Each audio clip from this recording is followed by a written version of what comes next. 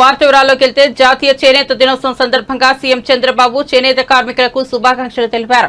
విజయవాడలోని స్టెల్లా ఆడిటోరియంలో చేనేత ఎగ్జిబిషన్ ఆయన ప్రారంభించారు. రాష్ట్ర వ్యాప్తంగా చేనేత కార్మికులు నేసిన చీరలను ఎగ్జిబిషన్ సెంటర్లో ప్రదర్శించనున్నారు. స్టాల్స్ ప్రారంభించిన అనంతరం ప్రతి స్టాల్ వద్దకు వెళ్లి చేనేత దుస్తులను చంద్రబాబు స్వయంగా పరిశీలించారు.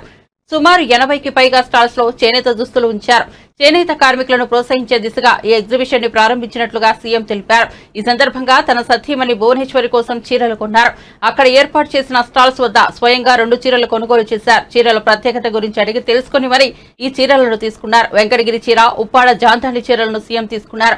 అనంతరం ఆయన మాట్లాడుతూ జగన్ రెడ్డి ప్రభుత్వం నేతన్నలకు అన్ని పథకాలు రద్దు చేసి నెలకు 2,000 ఇచ్చి చేతులు దులుపుకుందని తెలిపారు. ఇది కూడా కేవలం మగ్గం ఉన్న వారికి ఇచ్చారు. చేనేతల రాయితీలు రద్దు చేశారు. చివరకు నేతన్నలకు కూడా బకాయిలు పెట్టే పరిస్థితికి వచ్చారని తెలిపారు. తీసుకోండి, అది ప్యాక్ చేసావా? ఇట్రా, డబ్బులు ఇవా?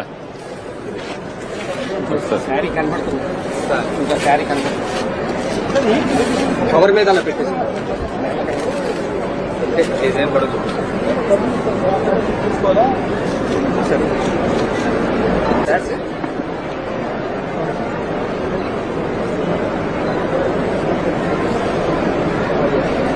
ఇవి కదా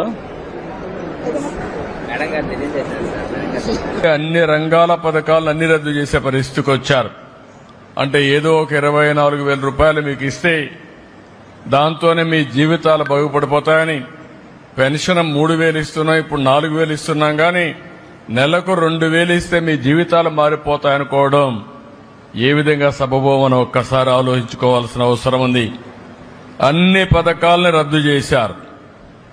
అదే మరిగా సొంత మగ్గం ఉంటేనే చేనేత నేస్తామన్నారు. ఆప్కో ద్వారా కొనుగోళ్లు ఆపేసే పరిస్థితికి వచ్చారు. అదే మరి నూలు రంగుపై సబ్సిడీ కూడా ఎత్తేశారు. పావలా వడ్డీ రుణాలు తీసేశారు. ఒక మాటలో చెప్పాలంటే అన్ని రుణాలు రద్దు చేసి మీ పొట్టగొట్టే పరిస్థితికి వచ్చారు. ఈ రోజు గడిచిన ప్రభుత్వాన్ని మీరు చూస్తే కార్మికులకి, చేనేత రంగానికి 226 కోట్ల రూపాయలు అప్పు పెట్టే పరిస్థితికి వచ్చారు. బకాయిలు పెట్టే పరిస్థితికి వచ్చారు.